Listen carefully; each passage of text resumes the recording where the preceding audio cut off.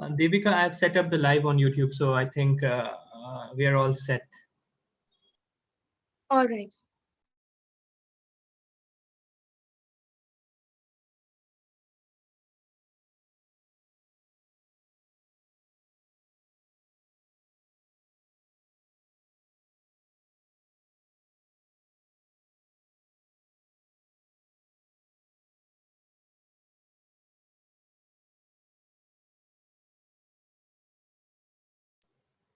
For everyone who has just joined, we are going to start in a minute.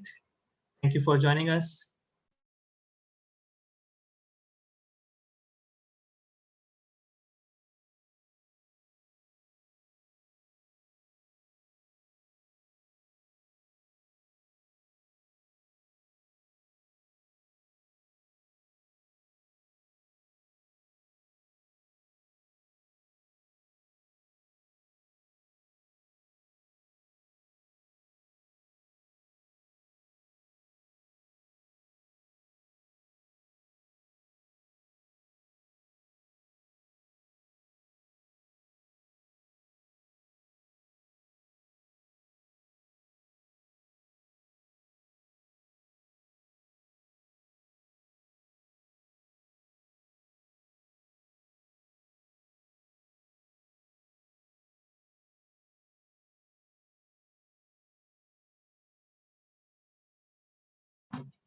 Okay, so good evening, everyone. Good morning, Sam. It's a pleasure to have you here. And good evening to all the attendees who have joined us for this webinar, the closing session today. My name is Devesh Lati, and I'm the program manager at the Next Genius Foundation. And with me today is Mr. Sam Fleischman, who has joined us from Duolingo. Duolingo is a supporter and a sponsor for the Next Genius webinars. This session was supposed to be hosted, moderated by Dr. Neeraj Mandana, but for some personal reasons, he is unable to join us today. And I'll try to fill in his space here today.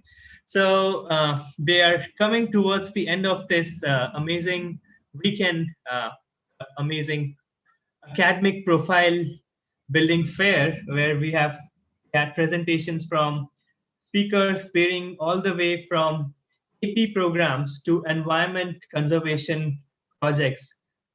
And I'm sure all of you who joined and attended these webinars learned a lot, and I'm sure that you are going to explore these opportunities, and you're going to benefit from these opportunities that are presented to you for the last couple of days.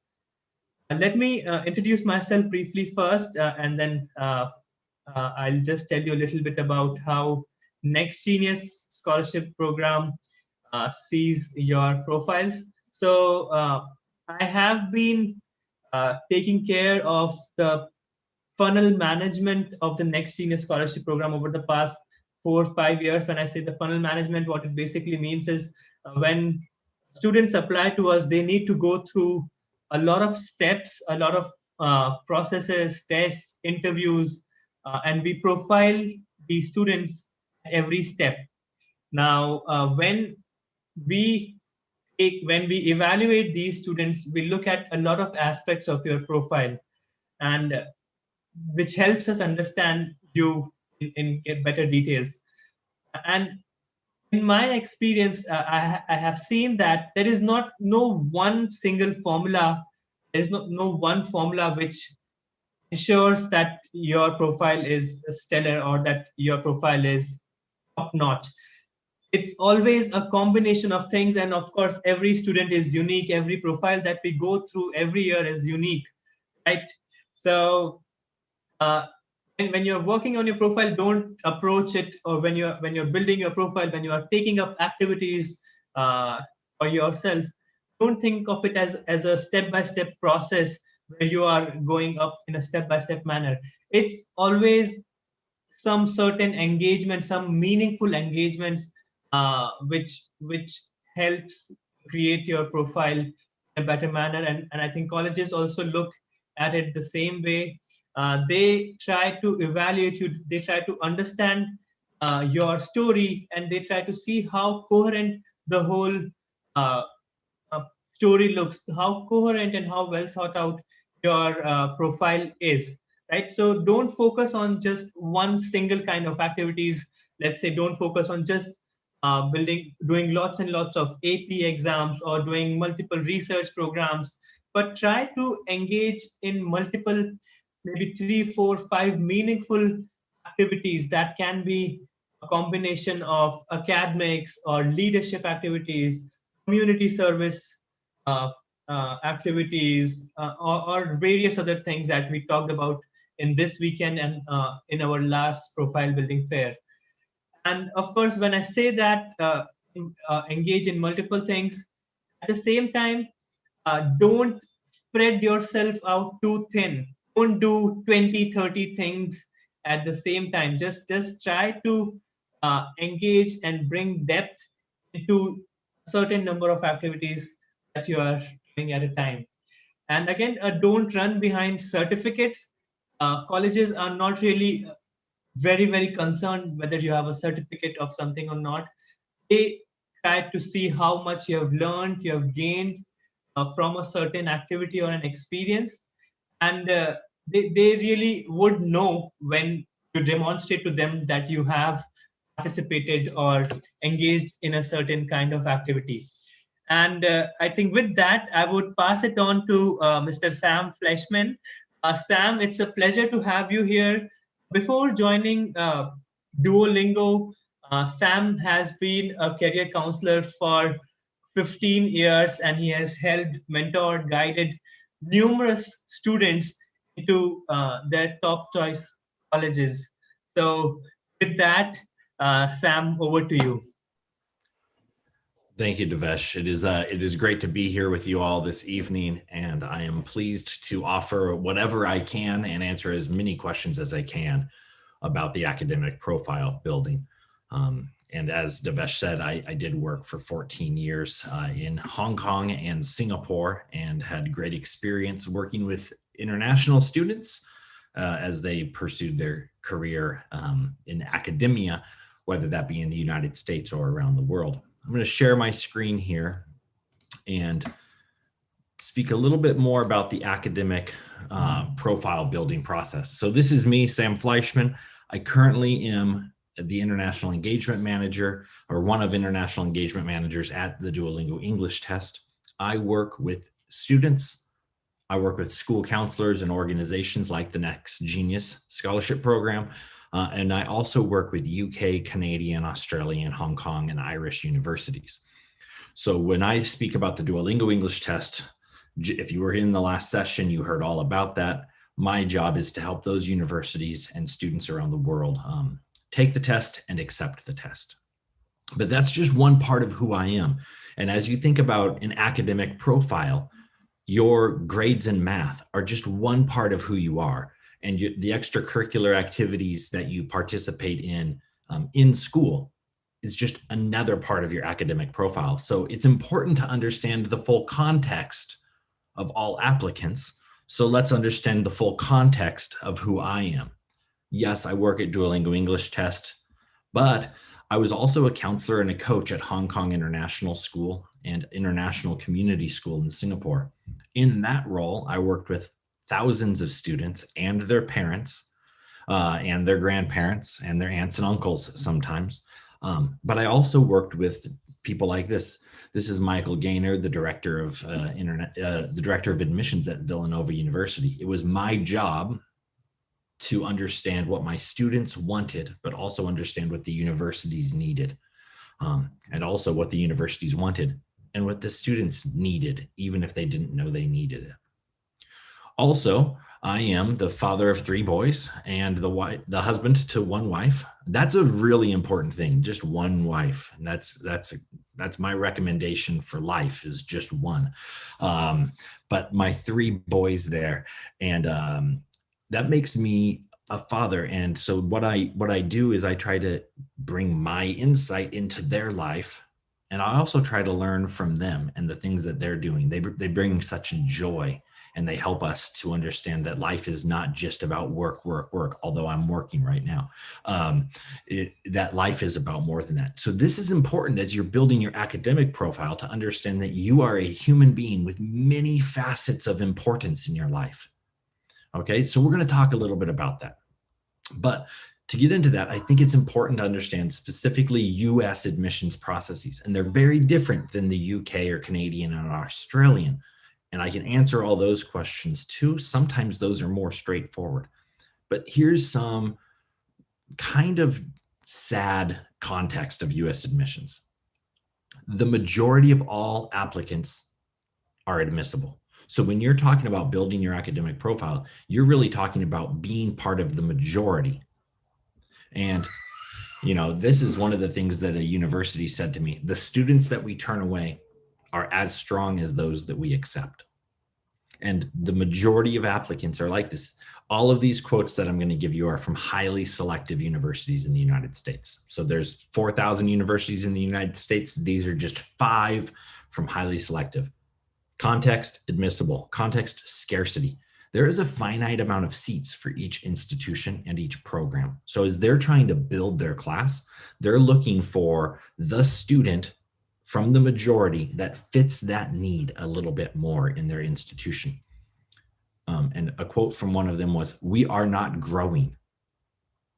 Thus, we end up turning down more and more students each year, which leads to the perception that we're more selective and that we are more selective, and that is somehow more desirable. So people desire us more because we're selective, but we're only selective because students keep applying to us, knowing that we're only going to have 800 admissions this year for freshmen. We're only going to admit 800, and we have over 40,000.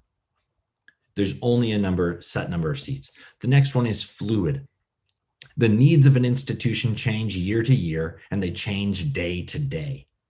What I mean by that is the institution knows what they want in their applicants, and they know what they want this year to next year.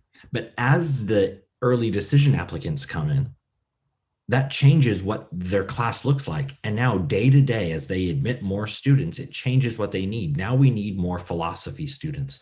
Now we need more international students that are interested in math. Now we need more international students that are interested in humanities. And we start to pick what we need from a group of highly admissible students. So the academic quality of competitive applicants is not in question. What we look for is fit, which is a subjective concept. Putting more emphasis on fit adds additional ambiguity to the process. Devesh touched on this in his intro. A question came in about extracurriculars, and I'll touch on that. And the idea that if I take this academic profile and if I add this extracurricular and if I get this SAT score, I'll be admitted because last year somebody from my school had those things and they were admitted. That's likely not going to be the case because there is no checkbox list for admissions, and it is fluid. So it's important to know that human. You're human, and like I said, we need to understand the full context there. But the admissions committee, they're also human. So one of them told me, I read 100 apps a day and I rank them 1 through 100 or however I rank them. But if I read those exact same apps the next day, I would rank them differently the next day. And this could be based off of the time when they read them, where they read them, what they ate, what conversation they had with their spouse or their kid or their boss that day. Or it could change based off of the fluidity that the institution needs. And so as you're building your app, understand that you're not building it for one school, one person, because you don't know who's going to read that app. And even if you did know who was going to read that app, they don't respond like a robot the same every time. So it's important to know that. And then perfection. There is no such thing as a guaranteed admission. One university told me this: 50% of our apps with perfect grades and perfect SAT scores were denied. And then other universities have told me they take pride in denying perfect SAT scores, especially if that perfect SAT score does not come with the sense of humility and humanity that they want on their campus. And so it's really important to understand this, because you need to be who you are and recognize that who you are will be the perfect fit at a university, and that no university is perfect for you. Okay, so what are you aiming at? This is something I've been using for a long time, and a YouTuber, the leadership guru named Simon Sinek uses this same thing. What are you aiming at? Aim at the why. Oftentimes we aim at the what, but aim at the why. Why you are doing something is what you should be focusing on. And so we're going to talk about why a little bit more. I'm going to skip this and maybe come back to it, but it's an admissibility report card that my colleague Adam Goad created. But for the sake of time, I'll come back to this later. But you can pause this on the recording and be able to look at this. The main idea is, if you're not the best of the best of the best in your city, as number 4 points out there at the bottom, in all of these categories, gaining admission to the most selective university is no guarantee. And it's really important to understand this and self-assess this with your parent as well. But I'm going to get into my 7 pearls for an academic profile that matters. Okay. Perspective and humility are key to success. So this is building your academic profile by thinking about, how can I be thoughtful and reflective on my surroundings, but also how can I be humble? So this is a perception drawing, perspective drawing. In this, you might see an old woman with her eye here, and her eye here, and her nose here, and her mouth here. And this is her hood, and this is her hair, but eyes. Or you might see a young lady with a fur coat, and this is her hair, and this is her eye, and her nose, and her chin, and this is the back of her hood. How you perceive things is not inaccurate. It is your reality. If you see an old woman here, then you see an old woman here. But if somebody else says, no, that's not an old woman, that's a young woman, they're not wrong. And likewise, you're not wrong. So what I'm telling you today, I'm not wrong in what I'm saying. It is my opinion based off of my years of experience.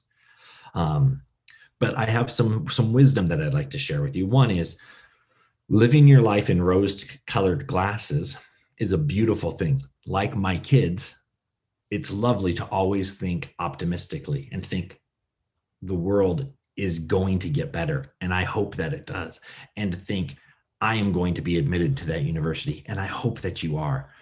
But it's also really important to be realistic within your rose-colored glasses and understand that when you're painting your self-portrait, you can paint it as you are, or you can paint it as you imagine yourself to be.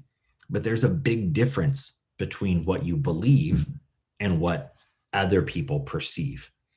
And that if somebody doesn't admit you, it's not because you're this little kitten in the mirror. It could be because they don't see the potential tiger that you will be. And so that's really important way to start off. Perspective and humility are important. That even when you get denied, it's not their fault. It is an opportunity for you to reflect. The next part of my academic profile that matters is what you're good at, what you are meant to focus on. It's a really important question to ask yourself and to have your parents marinate on a little bit as well. Is what you're good at what you are meant to focus on? There's a story of Todd Marinovich, and it's a cautionary tale for parents. This was written just about 2 years ago, but I've been using the Todd Marinovich story for a long time. Todd Marinovich was an American football player who, from the time he was born, was primed to be an NFL quarterback because his dad was a strength and conditioning coach for the American Football Association, called the NFL. By the time Todd Marinovich was 16, he was on the cover of Sports Illustrated and essentially was being proclaimed as the savior of all quarterbacks. The problem came when if all your parents and all your family is telling you is you've got to be the best engineer, you've got to save our city, you've got to be the best philosopher, you've got to change and save humanity, and if that's your full intent of life, you're missing out on lots of other context. Todd Marinovich made it to the NFL. He fulfilled his father's dream of beating the New York Giants, and then his identity was stripped away because he had accomplished everything he had ever thought he needed to accomplish. And he ended down a life that was not so enjoyable. And so I want you to think about this. He asked this question all the time. I am a great football player, but is that what I'm supposed to do? And he never actually decided on what the other side of being a football player was. He's a great artist, and maybe he should have focused on that. And he's turned that around a little bit, but his life still is always focused on that. Another great individual that if you're going to look for maybe the other side of the coin, somebody who might line up a little bit more with what the program that you've had today, which was fabulous, learning about programs and math and engineering and options out there to build yourself up. Luis von Ahn is Duolingo's co-founder and CEO. He was born and raised in Guatemala, and he had to take a TOEFL exam to go to Duke University. But to take a TOEFL exam, he had to fly from Guatemala, which was not safe in the 90s, to El Salvador, which was even less safe in the 90s, in order to take his TOEFL exam. But what came from that is he went to Duke. He went to Carnegie Mellon University. He invented CAPTCHA or reCAPTCHA, where you prove you're not a robot. He has become a Mark MacArthur Fellow, a Lemelson MIT recipient, the founder of Duolingo. But his focus was not just on math and computer science. Those are his degrees.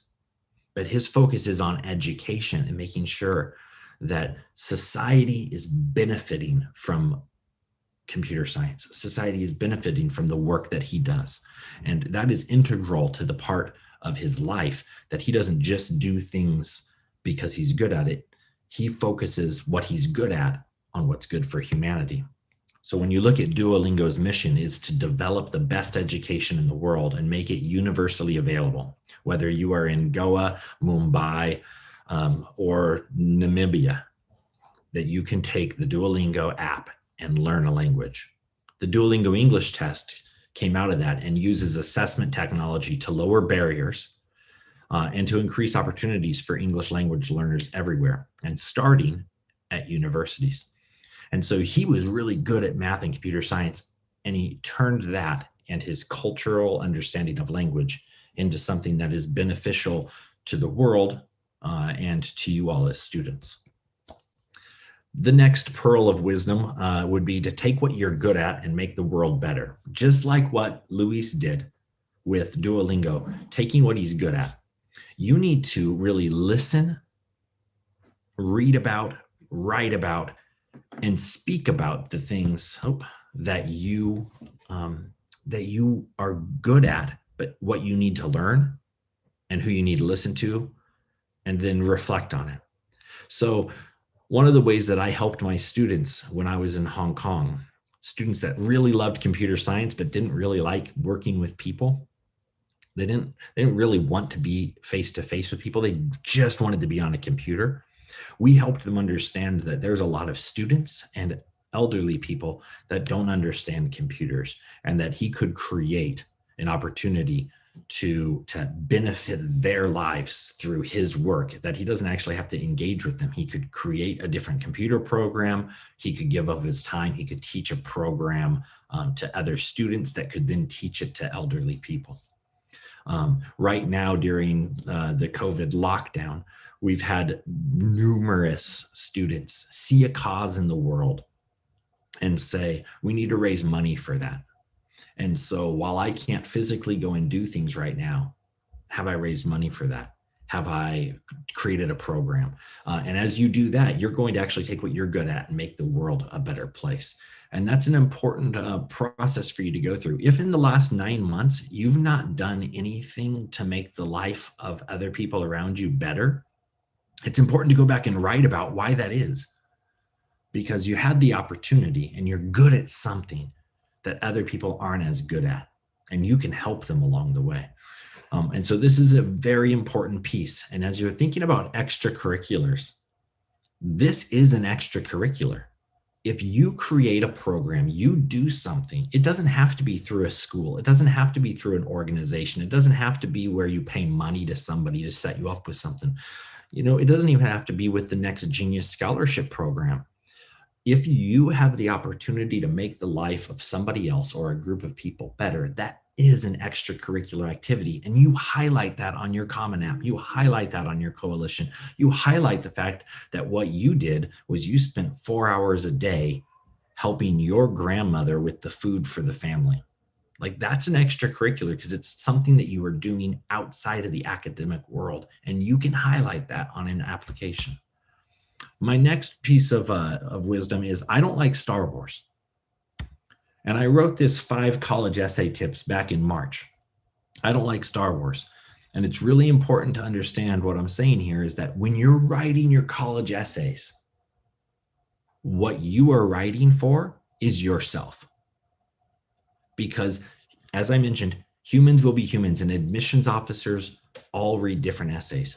They don't all like the same thing. So if you're writing from the will they like this perspective, you need to pull that back and say, do I like this? Is this a clear reflection of who I am? And so that's important. It's also important when you're choosing classes or choosing what universities to go to or choosing what movies to watch or choosing what friends that you might want, a friend group that you might want to hang out with, or what new class to take. Do you like it when things are easy? Well, if you like it when things are easy, maybe university is not the easiest route for you to go, because life in university is not easy. Do you like it when people are grumpy?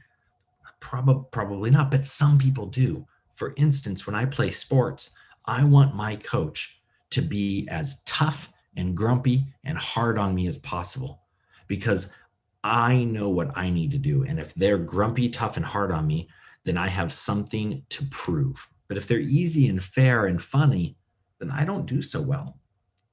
That's in sports. But in a school setting, I need easy, fair, and fun more than I need tough, hard, and grumpy. But I know people who are flip-flop from that. And so it's really important to reflect yourself. Also, you may not be like your friend. So when your friend says, oh, don't do that, that's hard, that might be the best thing for you. But you need to understand yourself a little bit more in order to do that. I don't like Star Wars. The next one is, if you don't like to read, don't go to Columbia University. Now, why? Here is Columbia's specific application questions. The first 3 of these 4 list questions deal with books that you read in school that you enjoyed, books that you read outside of school, or poetry or short stories or plays that you read outside of school that you most enjoyed, or titles of websites, journals, and podcasts that you most enjoyed. The last one still deals with learning, but in a different setting. Columbia University has a very unique and incredible first-year experience where you're going to read some dense and highly philosophical and highly well-read texts. And you're going to learn about them from other people's perspectives in the class. It's called their core. And reading is paramount to university. But sometimes students who go into computer science and math don't read as much. But if you go to Columbia, it is an expectation that you will be reading the Odyssey and Plato's Cave short story allegory. You're going to be reading allegories and short stories and dense books and having to discuss them from your perspective. Because of these questions, I once had a student say, I really want to go to Columbia University. I don't read for fun. He looked at this question and said, I guess I should go read books for fun. I think you should flip it and say, this university asks specific supplemental questions that tell me a lot about the type of university that they are. So as I'm thinking about the universities to apply to, I'm looking at their supplemental questions a lot. So if you don't like to read, don't go to Columbia University. but find your passion in what you do like to read. And then possibly Columbia or other great universities would be for you. My next one is be a billboard. Be a billboard now or later. Many of you will apply for universities and hope to be accepted at a big premier university so your parents can tell their friends and so that the school newspaper will highlight you. However, if you go to that big university, what if you drop out or transfer? I had lots of students transfer out of Ivy League universities because it wasn't the right fit for them, but it made their parents and their friends proud. Versus going to the university where you will be on the billboard.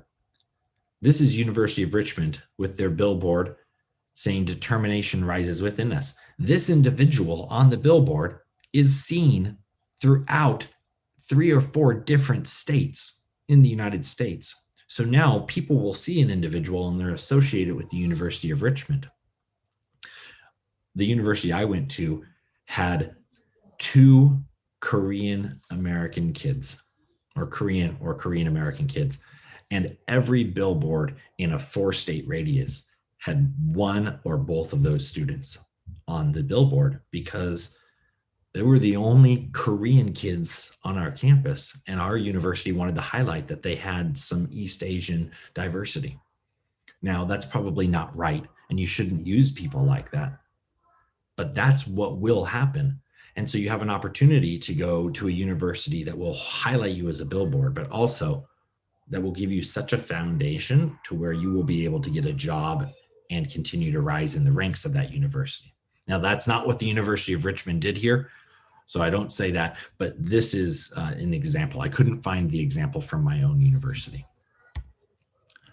And then position yourself for utility. I'm going to go through this real quick with the original. What are you aiming at? The why, how, and the what. If I were applying to university in the United States, who I was as an 18-year-old, but knowing what I know today, I would continue with my why. My why, this why, is the same why as it was when I was 18. Teenagers are often systemically undervalued or limited in their opportunities.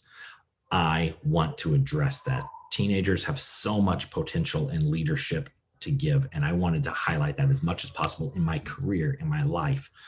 Luckily, I've been able to, but that was my why, even when I was applying to university.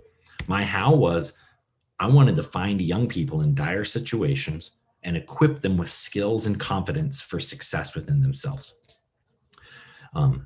But I didn't do that so much. But if I were looking back now, I would probably look for those type of situations. So I'd want to go to a school like that gave me that opportunity. And I would want to major in psychology, similar to what I did as a counselor, economics, similar to what I love as a social scientist, kinesiology or sports management, because that's my true passion is sports and activities through athleticism. So I would probably look for helping young people in sports and business. And if I were to look to help young people in sports and business, I would probably look to go to Minneapolis. If you look at Minneapolis, you see that they have every major sport team. You also see that they have a disproportionate number of Fortune 500 companies. What this means for me as an individual is if I want to go into a career in sports or into business, I have ample opportunity all around me. Additionally, there's not a lot of people in Minneapolis and not a lot of competition in Minneapolis to get the job at Target or 3M or with the Minnesota Vikings. There's less people there than like a Chicago, which has a great sports and business scene, or New York that has a great sports and business scene, or Dallas that has a great sports and business scene. Also, if you look at the different universities, this is from Niche, which is a great resource for you. If you look at Minneapolis, you see all around Minneapolis where all of these businesses and sports are, you see great universities. And so I would position myself for utility. If I'm going to build my academic profile, I want to think about what do I want to do when I'm 24? What's the first job that I want to get? If I go to a really small school, a B- grade, can I be the best student in that school? And if I'm the best student in that school, does that make me better than the lower half at an Ivy League school? Probably, because if I'm the best student in that school, I'm going to have job opportunities by the time I'm a junior. And so this is a really important piece as well. I'm going to save the rest of time for questions and answers, but part of it might be building a college list. Part of it might be more academic profile building. I use this cartoon because some students that I work with, and Devesh, possibly some students you work with, simply choose a college based off of the city or what their parents told them or what their friend told them or what their color is. And while that works, it's not the ideal route to go. And so I'll leave it here, but I can speak more about other practical application building, profile building tips as well. Devesh, do you have the questions? Do you have any other questions? First of all, thank you so much, Sam, for this amazing presentation, for sharing all your insights, your years of experience and wisdom with us, with the students. It was really wonderful. So we do have some questions coming in, and these questions can always, they're pretty specific. They're really much into details, but I'll just share it with you, and let's see how we can help them. So a student is asking, where would you position yourself if you want to pursue design, technology, and business? So any suggestions to her? Yeah, no, it's a great question. And what I'm about to tell you, you do need to take into perspective everything else I've told you and be reflective about whether or not what I'm saying actually matches with what you're interested in.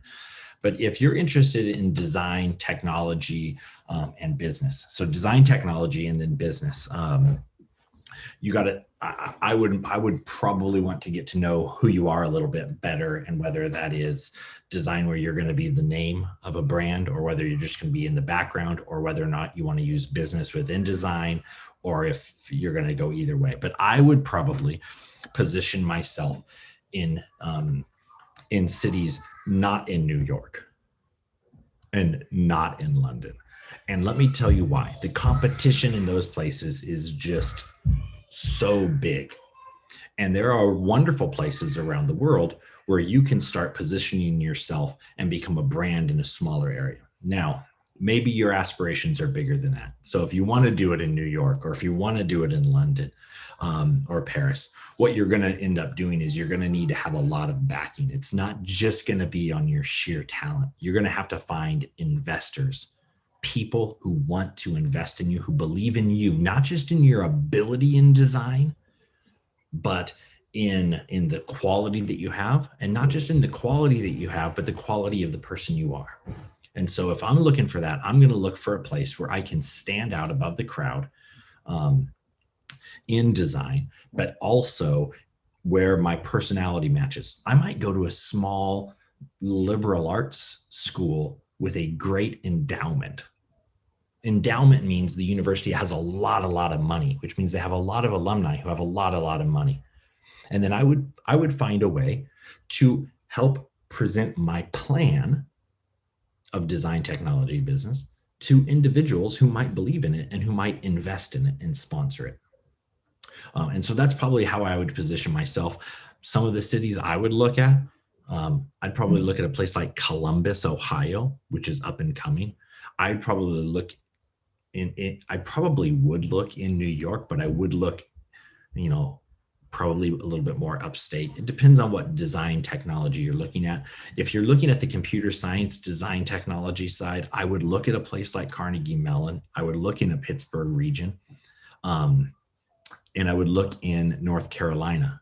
Those would be some of the places I would position myself, but the other sides of it I've expressed. Okay. Sam, here is another interesting question. We hear it a lot, that be yourself, and don't try to be someone else. Now, what would you say makes you feel that someone is not being themselves? I think for me, when I start questioning why, and they give me an answer, and then I say, why? And they give me an answer, and I say, why? I sound a little bit like my 5-year-old kid who just says, why? But if I'm doing it intentionally, and I'm asking you a question and you say, I want to study design, business, and technology, or design, technology, and business. And I say, why? The first response that they give me, cool. And I'll say, based off of that, sounds like you might want to make money. Yeah, I want to make money. Why? Why do you want to? I want to have a good life. What would that look like? And why is that important? As I ask those questions and I challenge you on why you're saying what you're saying, I'll get to the heart of the matter of, is this an internal and external belief? Just an internal belief or just an external belief? And the be yourself, the be you, I say be you, don't BS, right? Be you. That is, I'm not going to lie about this. This is who I am, and this is how I portray myself, and that's consistent. If I'm the counselor, I see it day in and day out in the school that it's not consistent. And so then I'm not sure if it's really you or if it's a game you're playing. So ask yourself the question, why? And be honest and critical of yourself. Okay, wonderful, superb. We will take one final question. So any comments on this one? Is it true that when we apply for financial aid, colleges don't prefer such students who can't really pay the full tuition? Happy to answer that question. And this goes to just a pure business. So if I go back to the very original context for US admissions, admissible, the majority of students are admissible. We can accept the majority of students. The next one is scarcity. I only have 800 seats. If I'm a business, I have to really, really believe that by accepting Sam over John, Sam is going to contribute to my campus more than John, because Sam is going to cost me as a university $220,000 US over 4 years. And John is going to give me $220,000 over 4 years, which means if I accept John, I'm actually saving myself $440,000. So is it true? Yes.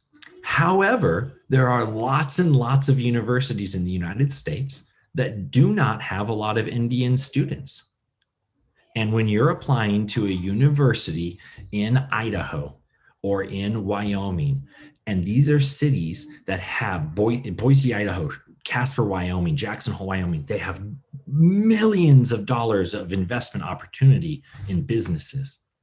And their tax thresholds are much lower, so you can start a business and not get dinged by the government so much. Millions of dollars in opportunities, and they have very few Indian students.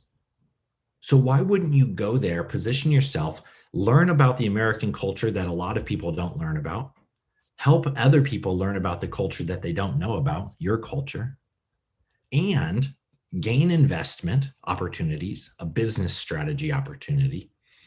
And then at that point, if you would make it in Wyoming or Idaho or Nevada or Missouri in a city, or a slew of other places, even in New York, that don't have Indian students, once you make it into a business world outside of university, you're going to move to New York or London or Paris, and you're going to experience what that life is like, but you're going to do it with a job or a business opportunity.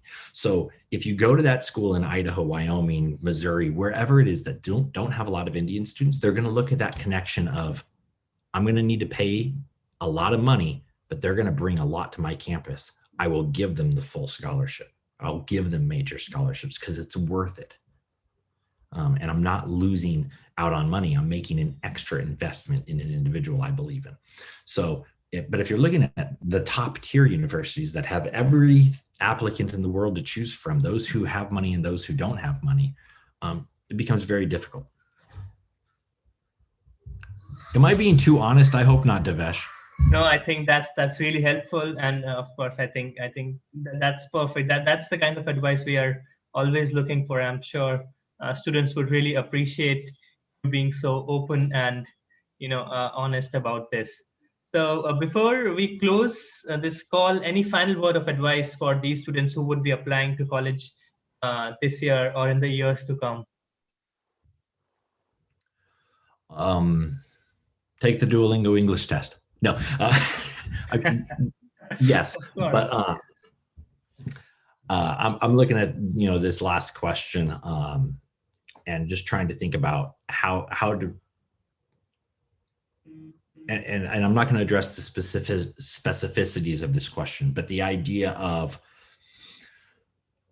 taking what you learn from whether that goes to the United States, Canada, the UK, Japan, Hong Kong, wherever you go to university, taking what you learn and being able to bring it back to your own society is important. And it's really important to understand the culture that you are in and the culture that your parents expect of you. And so to bring as much alignment into that as possible. So what I would say is, just like my why, teenagers are systemically undervalued or limited in opportunities. And my what, find young people in dire situations and equip them with skills and confidence for success. There are individuals like the Next Genius Scholarship Program. There are individuals, there are adults in your life. There are adults at top institutions all throughout India who have this same belief and this same value, and they want to believe in you and invest in you, whether that be with time, money, or resources. And so my advice to you is, don't just wait to go to university to make your mark on society. Don't just wait to go to a top name university to make people proud. Make an impact today.